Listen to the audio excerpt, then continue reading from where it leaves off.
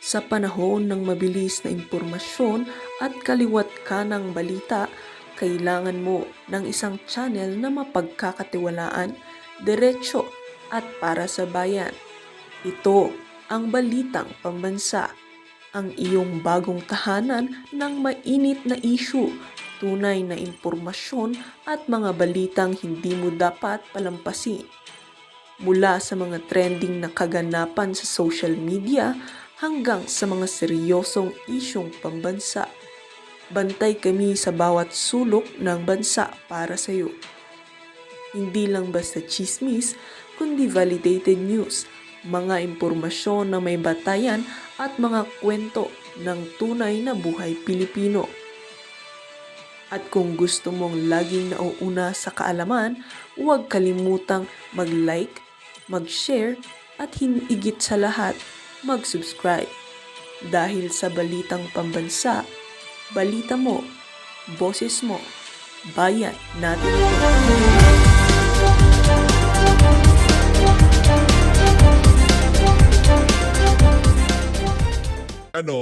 Ito. Dito muna tayo. Ang sabi ho nitong si Rep Nicanor Briones, di ako nag-iisabong. Sa totoo lang, may nag-message sa akin. Tinignan ko lang naman. Nako, tinignan. No? Tinignan lang. So, hindi totoo yun. So, ang susunod na dahilan yan. So, ikaw yun. Ha? Kayo ho ba yun? Kasi mapahanggang sa ngayon, di pa natin narurule out kung kayo ba yun, sino yun, di ba? Hindi pa natin talaga nalalaman kung sino yung congressman. Kasi nakatalikod eh. Ang tanong, kayo ho ba yun? Okay, ha? Ayan ho, mukha mo pa lang, sir eh. Diskumpiyado na ako na di ka nanunood. Di ba? Dito ka na lang kasi manood. Ako medyo diskumpiyado ho ako mga kababayan. Sa totoo lang, diskumpiyado ako. Talaga nanonood siya ng talpakan. Ito mga kababayan, tignan natin. I-zoom natin yung larawan. Ayan. Ayun naman pala, kayo naman oo. Hindi naman pa. Sinilip lang pala niya ang PH update. Buti pa tong si Congressman, nag-subscribe na kayo, hindi pa. Oh, di ba? Chinek niya lang tapos magsasubscribe. Mga malisyoso kayo eh. Di ba ikaw yan, Kong? Anak ng toko ha. Di mo sinasabi oh. I-zoom natin. O yan naman pa. Yan dapat ang ginagawa nyo dyan sa House of Representatives. Habang nagsesesyon, panoorin nyo si PH Update. Hindi naman pala nagnunood. Ang pinapanood pala ho niya si PH Update. Oh, maliwanag pa sa sikat ng araw. Pinapanood pa ho niya yung picture na yan na ginawan ko ng reaction video. Matindi tong si Sir. Ayan o. Malinaw o mga kababayan o. Kaya kayo alangan naman magpatalo ho kayo dito kay Congressman. Tingnan nyo naman. Pipindutin na niya yung subscribe button. Kayo ho ba napindot nyo na? Yan ang tanong dyan, di ba? Pero ano to? Di daw ho siya nag-iisabong. Ha? Sa totoo lang may nag-message sa akin. Tinignan ko lang naman. Kayo naman, oo. Tapos nagpunta siya sa PH Update. Nasakto noong kukuhanan na siya ng picture, pinipindot niya yung subscribe button. Ngayon, dinaig pa kayo ni Congressman sa mga hindi pa mag-subscribe na ho kayo mga kababayan. Ayun na nga, tama na kalokohan PH Update. Punta na tayo dito kay Aling Jinky. Ito si Aling Jinky. Ito. Ano ho to? Nakakaloko. Nakakaloko lang ho itong balita na to. Kasi, ang gagawin mong Justice Committee, yung umamin na tinago niya yung asawa niya noong meron siyang kinasasangkotang problema. Justice Committee ho yan mga kababayan. Mabibigat ho mga iniimbestigahan dyan. Tapos ang ilalagay mong chairperson dyan nantatago ng wanted na asawa. May problema tayo dyan. Tapos kung ano-ano sinasabi doon sa ruling ng Korte Suprema. May problema ho tayo dyan mga kababayan. Kaya kung gusto nitong si Marcos Jr. O kaya itong si Sandro Marcos, kasi balita natin si Sandro na daw speaker eh. Si Sandro Marcos na speaker. Kasi yung mga key post o key committee dyan sa House of Representatives, ang dating yung mga katsokara ni Sandro yung mga nauupo. Ano ba plano ninyo dyan? Yung si Swansing, di ba? BFF yun ni Sandro. Ano nangyari doon? Anak ng tokwa, Swansea, Apro, chairperson. Sino ba ang speaker ngayon? Si Sandro o si Romualdez? Bantay ho kayo dyan mga kababayan. Baka biglang kasi strategy dyan. O sige, paupuin muna natin si Romualdez. Ito ano lang naman to, di ba? Hypothetical. Paupuin natin si Romualdez. Mainit lahat ng issue. Biglang palitan natin. Sa pagpapalit na to, ang dating parang napanagot siya sa mga lahat ng mga kalokohan na nangyari sa pamumuno niya. Tapos bigla-bigla, ilalagay din nila yung kaalyado nila. Yung lugar na dapat maimbestigahan yung mga kabalintunaang nagawa nitong si Martin Romualdez, hindi mangyayari dahil si Sandro din ang Speaker of the House. Hindi ko alam kung pwede posible ba yun si Sandro maging speaker kasi ano na siya ngayon Deputy Majority Leader ata ho siya ngayon, di ba? Oh. Kung hindi naman siya, sino? Si Toby Tiangco. Kung si Toby Tiangco, maghahalo ang balat sa tinalupan. Kasi ngayon pa lang bumabalagbag na siya. O yun na nga mga kababayan, lipat na ho tayo dito kay Baliko ang Bibig. Alam ko maraming nakamiss dito kay Baliko ang Bibig. O Baliko ang Bibig, meron ho siyang iniiyak kaugnay doon sa isinampas sa kanila sa Korte Suprema. Sosoplakin lang ho natin na mabilisan itong Baliko ang Bibig na to. Pasensya na sa mga PWD Hindi naman ho para binabanatan ko kayo dito. Ito ho ay para kay kay Sendanya kasi kumbaga baboy ho itong mama na to Napakababoy ho nito, especially sa mga Duterte. Kaya papatikim lang ho natin sa kanya yung gamot na binabato niya sa mga Duterte. O pakinggan natin ito si Baliko ang Bibig. Ano yan, may kapansanan siya, hindi ko alam kung ano. Pero yung kapansanan niya na yan, dapat meron ka ng ganyan, ayusin mo ng mga desisyon mo sa buhay. Yan, again, ulit. Yung mga, yung mga sympathizer na makakaliwa. Actually, hindi yan Yan yung mga yan yung mga humiwalay na paksyon. Pero yung ideolohiya nandyan pa rin Di ba? Na walang ginawa matino ang gobyerno. Yang mga yan, wala hong pakialam yan sa pamahalaan. Lahat ho kokontrahin ng mga yan. Presidente, House of Representatives, Senado, Korte Suprema, wala hong tama sa mga yan. Ang tama lang sa mga yan yung pagka yung kanilang naretibo, yun ang kanilang napagana. Pakinggan natin ito si Baliko. Sa mga taong ito, na alam naman natin na alleged pedophile at mass murderer, then I am at peace. Obvious na modus ito ng mga Duterte para patahimikin ang kanilang mga kritiko. Kanila pong binibiktima ng legal harassment para tumigil magsalita tungkol sa katiwalian, pangulimbat at pag-aabuso nila sa kapangyarihan. Pangungulimbat? Di nga. Pang-abuso sa kapangyarihan? Meron bang pinakulong si Tatay Digong na pulis? Na vlogger? Pinaimbestigahan ba niya dyan sa House of Representatives at Senado yung mga kritiko niya? Yun ba ang pang-aabuso sa kapangyarihan? Kung merong abusado dito sa kapangyarihan, yan yung amo nyo. Yung inyong Diyos dyan sa House of Representatives, si Martin Romualdez. Langya ka. Lumang kwento na po ito. Wala na bang bagong strategy? Napaka-ironic na makasuhan ng indirect content ng mga ito na alam naman natin sa kanilang record sa presinto, wala na mga respeto sa rule of law. Uy, ano rule of law? Brad, sinong pinatutungkalan mo dito? Si Attorney Ferdy Topacio? Attorney Mark Tolentino? Kong Jean Paras? Sino ba pangalanan mo? Para maragdagan pa yung kaso mo. Ang tanong, bakit takot na takot ka? Yan ang sagutin mo, Brad. Binalahura mo nga ba ang Korte Suprema? Iyon ang tanong, binalahura mo ba? Kung ang sagot, yes, yari ka. May kalalagyan ka. Kung ang sagot mo, no, hindi. Wala kang problema. Pero base sa body language mo at the way na magpaliwanag ka, malaki ang problema mo, Brad. Kulong ka dito sa isa na to. Manalamin po sila. Sila pa talaga ang nagkaso ng contempt. Kung ito ang consequence ng pananagot kay VP Sara Duterte sa kanyang pangwalimpat sa kaban ng bayan at pang-aabuso sa kapangyarihan, again, I am at peace. Kung ito po ang Ano papanaw ka na ba? At anong at peace? Hindi ka magiging peace. Kasi marami kang pupunta ka sa Korte Suprema, tatanungin ka nila, ano ba sinabi mo? O sige, anong basihan mo? Ba't mo nasabi yun?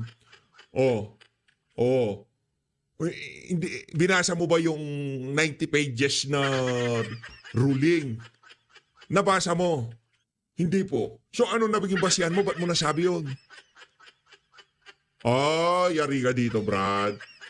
Yari ka dito. May kalalagyan ka dito. Higa nga, dito mo na makikita yung matagal mo nang hinahanap. halaga at bayad po sa ating paninindigan para sa katotohanan at katarungan, carry naman. Kasi sa dulo, Caring at Becky naman. Di ba? Yan ang mga litanya. Wala akong problema sa inyo ha. Kaya si Sir Jack na bahala sa inyo. Marami din akong kaibigan na ganyan pero yung iba talaga medyo falsifikado lang ang mga tirada sa social media. Ang tanong, kanino ako nagsaside? Siyempre nagsaside ako kay Sir Jack. Hindi pero respect. Yung komunidad na yan napakakulay at napakasigla. Napakasaya. Magagaling yan mga joker yan di ba? Mga gagaling mag-stand up yung mga yan. Pero yung iba lang talaga medyo sumusobra lang. Yung tipong para lang makapagpatawa ka, kailangan mong i-down yung isang tao. Napakapangit lang. Ito mga kababayan, dito ho tayo kay Ma'am Pinky. Ako pagka itong si Ma'am Pinky ang papakinggan ko talaga medyo kinikilig-kilig na tayo, di ba? Ma'am Pinky. Representatives Attorney Princess Abante. Attorney, good to see you again. Good Thank evening. you for your Thank time. you for inviting me. All right. So, Ito antipara. Ihanda, yan ang sinasabi ko Hindi na niya hinayaan na magmukha siyang di ba? Talagang pinaghandaan niya. yung antipara interesting niya. times, of course. Nagbukas na po ang 20th Congress. But, of course, the decision of the Supreme Court recently declaring the articles of impeachment ab initio, sabi nga nila, null and void because it violated the one-year bar rule. Our understanding, of course, the House has said that they will file a motion for reconsideration. Yes. Has this been filed? Not yet. From what I was informed, the House has until August 10, the 15th day, to file the motion for reconsideration. But I understand it falls on a Sunday, so the deadline will be moved to August 11.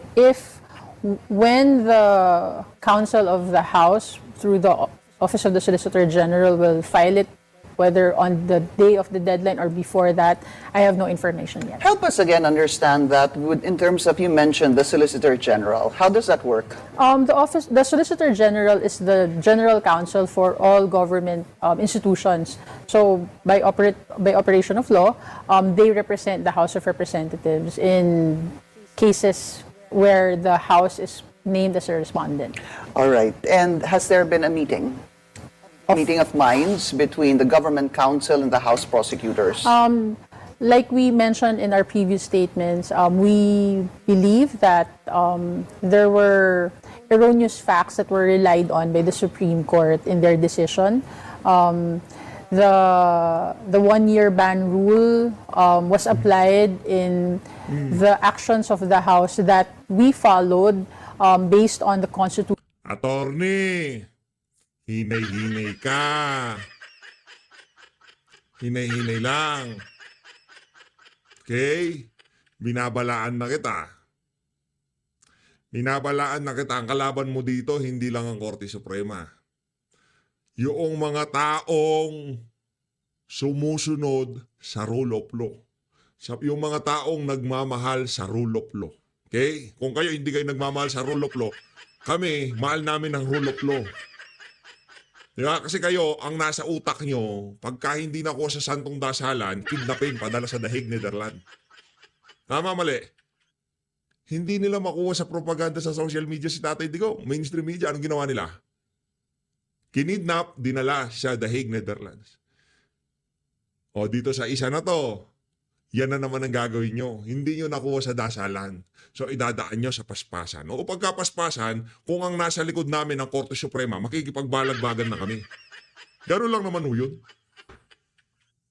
Ganun lang naman ho yun. Kung sakaling umabot tayo doon sa point of no return, tapos isa tayo. Kasi nung kay Tatay Digong, pumuronda din ho tayo dyan eh.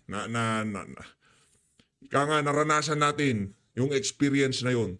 Pero kung sakaling magkaroon ng labanan between dito sa mga rumirespeto sa rule of law at dito sa mga hindi rumirespeto sa rule of law, dito ako aanib dun sa mga rumirespeto sa rule of law. At alam namin, yung mga matatalino, yung mga walang bahid na politika na maestrada ng Korte Suprema, sila ang nasa likod namin.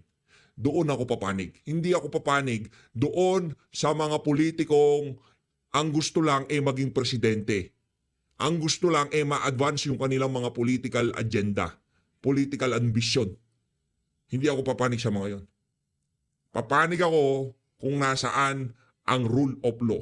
Yan. Constitution, the rules of the House, and previous rulings of the Supreme Court. And we intend to file the motion for reconsideration to clarify these erroneous facts that they relied on. Our position is that they did not take into consideration the official documents that were submitted to the Supreme Court. And in this clarification to the motion for reconsideration, we're hopeful. While we respect the Supreme Court and their decision, we will use the legal avenues that are provided for the House of Representatives to continue to assert its power given to it by the Constitution. Sige, madam, tuloy-tuloy mo lang yung erroneous facts mo na yan, ha? Tuloy-tuloy mo In lang. initiating the impeachment. Under Article 11, Article 11 rather. Supreme Court, erroneous daw yung mga facts nyo. So, ibig sabihin, tanga yung mga yung mga maestrado natin. Ha? Hindi ba nila na fact check yung mga facts na ibinigay sa kanila? Mali daw mali. Ano ba ibig sabihin ng erroneous? Diba? Error, erroneous. Nako. May problema tayo dyan, madam. Korte Suprema, para dito kay Attorney Ferde, merong gustong humabol. Oh, mali daw mali. Kung sinasabi nyo yung unanimous na bumoto na unconstitutional, yung mga binasa nila, yung mga readily available na facts sa mainstream media, social media, yung mga news article o yung mga isinumiting dokumento sa kanila ng mga petitioner erroneous. Aba, kasuhan nyo. Kasuhan nyo yung mga nagpasa ng yung mga petitioner kung mali yung mga nila. Diba? Kasi kung meron kayong mga dokumento, kontra doon sa mga dokumento nila, ibig sabihin, dinoktor yung mga dokumento nila. Falsification of legislative documents. Yan! Sinasabi ko sa inyo, mapapalayo na ko tayo dito. Of the 1987 Constitution. All right. I want to go back to the Solgen. I was asking, has there been a meeting between the Solgen and the House prosecutors? Or On slash the private prosecutors, yes. Regarding the motion for reconsideration, I understand that the House and the Office of the Solicitor General already discussed what needs to be raised in the motion for consideration. It was actually, I believe, the OSG that informed us that they intend to file a motion for reconsideration because of these observations that they found in the erroneous facts that were. Yan na naman. Ilang beses na niya sinabi yung erroneous facts. Nako, ulit-ulit ka, madam, ha? Ilang beses na yung erroneous facts na yan, ha?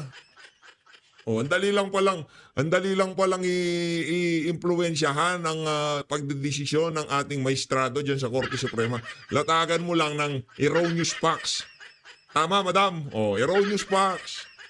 Galingan relied mo. on by the Supreme Court, and that the House agreed that to protect the institution by fighting for its power to initiate the impeachment proceedings, that a motion for reconsideration is needed to be filed. So, to be clear, Attorney, sinong nangunguna dito ngayon? Would it be a combination of the House and the Solgen, or is it the Solgen spearheading this MR? As its counsel, the Solicitor General's office will be the one that will be preparing the motion for reconsideration. Okay. Tapos siguro with insight Unanimous nga, tapos magmo-motion for reconsideration ka. Ano katanga? Yan ang laki ng problema nyo dyan, madam. Sa totoo lang ha, laki ng problema nyo dyan.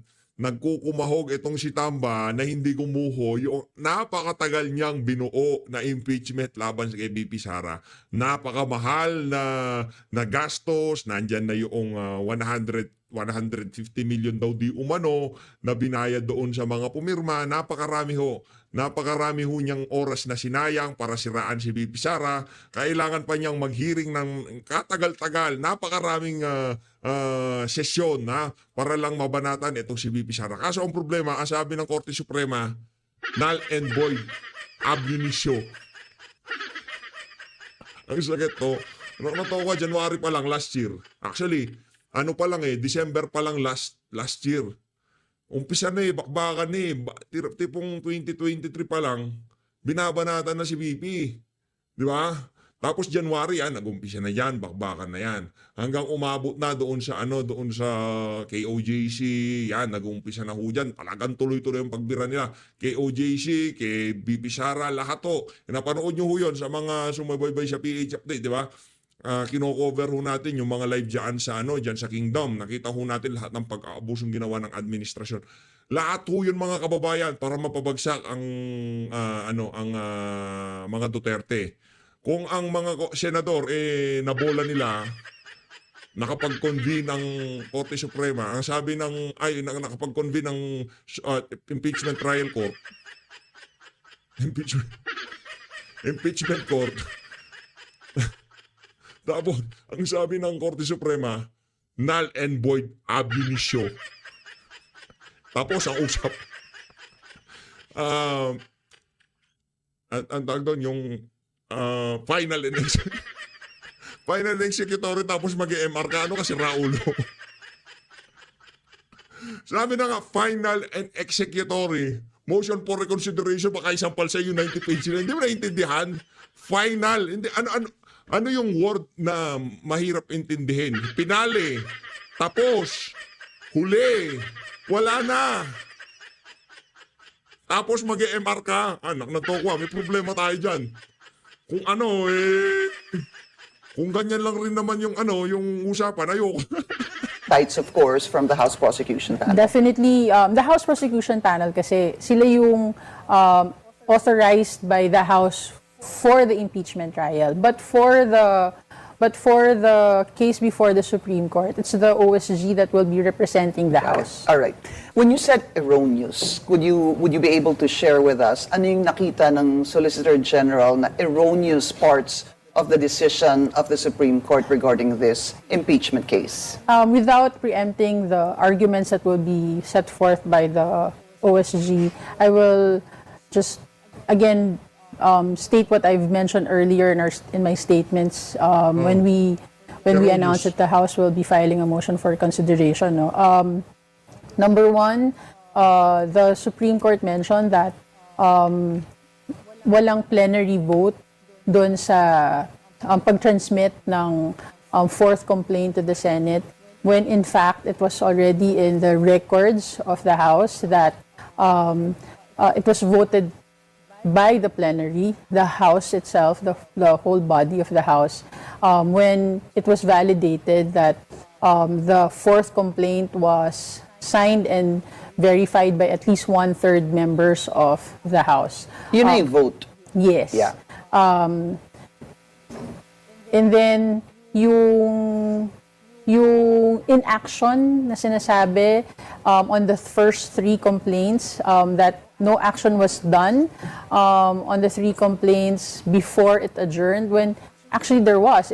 It was done after the 4th complaint was validated, that it's been verified and signed by at least 1/3. It was archived by the plenary as well. So, balikan lang natin. So, a little bit more digestible. Ang sinasabi niyo po, Attorney, dahil nagkaroon po ng 4th impeachment complaint, which gathered more than 1/3 signatures, ito pong resolution, nakakuha po ng more than 1/3 signatures under the law in the 1987 Constitution, Article 11, that should form the articles of impeachment and will be transmitted to the Senate. Yes. Ang sinasabi niyo ho ba sa akin na nung na-transmit po yan ng Feb 5, the first 3 complaints that were calendared by the House that ended on February 5, the day the resolution was signed by 1/3, dinismiss po yung 3, tama ho It ba? was not dismissed, it was archived. It was archived because you had the 4th impeachment Yes, complaint. it was moot Okay. already. I see. So there's no such thing as na-dismiss, na-archive kasi may nag-supersede. Yes. Tama ho ba yun? Yes. Alright. Kung ganun ho kasi yung siguro thinking of the House, no? And the House is defending this as such. The Supreme Court obviously saw this in a different light. They saw that the first 3, the December 2 impeachment complaint that was filed, the December 4 impeachment complaint that was filed, the December 19 impeachment complaint that was filed, was included in the order of business within 10 session days that actually ended, supposed to be on Feb 5. It was archived and then it was dismissed. Yun po yung kanilang sinabi doon sa kanilang Supreme Court decision. How do you actually prove or encourage them to think otherwise? Kasi nagsabit na ho kayo ng mga dokumento, hindi ho ba, when they asked for it? In the body of their decision, they relied more on news articles rather than they did not mention, in fact, the documents that we submitted, which are records of the House of Representatives. That's why, again, we would want to file a motion. Yun kasi baka ito ganito yan. Hindi naman sa ano ha, kumbaga baka kasi yung mga news article mas kapani-paniwala doon sa sinumiting dokumento ng House of Representatives. Baka doon ho sila nagka-problema, 'di ba? Baka mas kapani-paniwala yung mga isinumiting yung mga news article kasi doon talaga merong oras, merong kumbaga lahat ng event, yung sequence of event, nandun talaga sa mga news article. Makikita hindi ka makakapagsinungaling. Ang problema baka yung isinumiti ho nila, yung kung tawagin niya erroneous. Hirap no, Brad. Sinasabi ko sa'yo.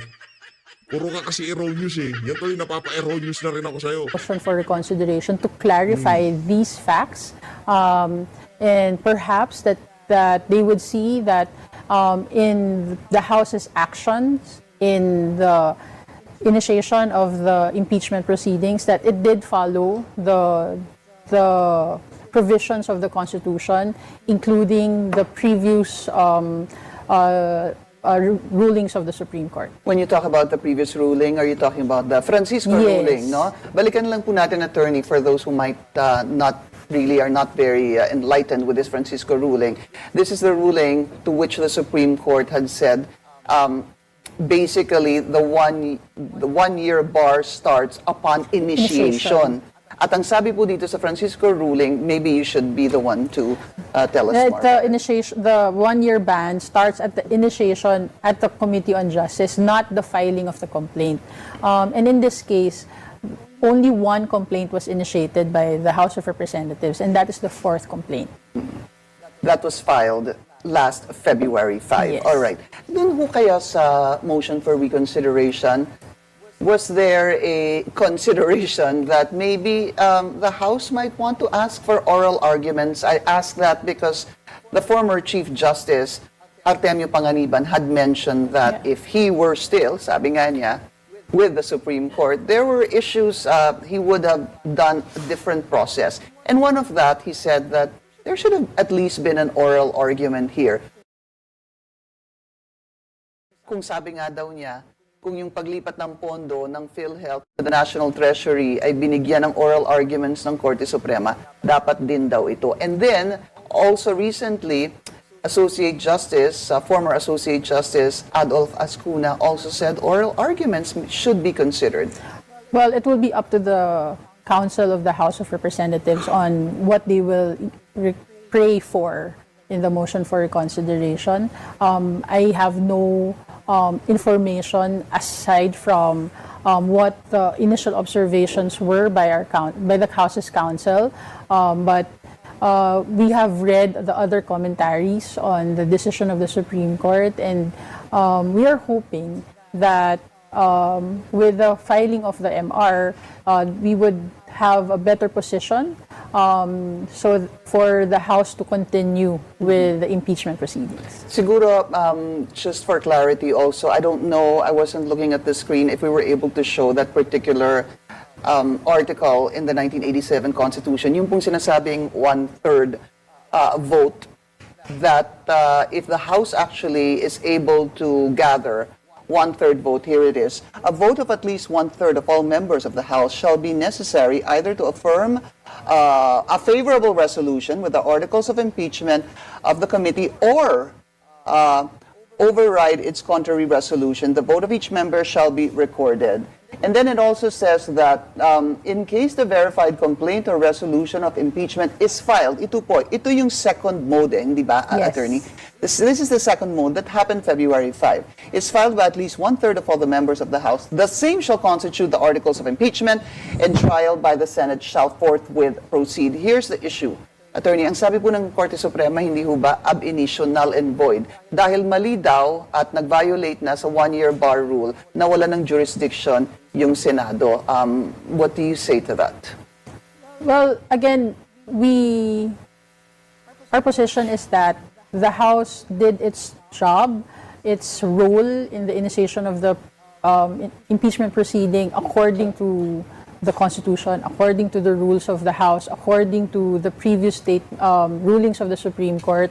The decision is not yet final, with all due respect. And but again, it's really up to the Senate on how they will act on the impeachment complaint transmitted to them. So we respect the different institutions of government. We can only speak for what we have performed and what are our duties. Do you personally think that asking for an oral argument would be the right way to go?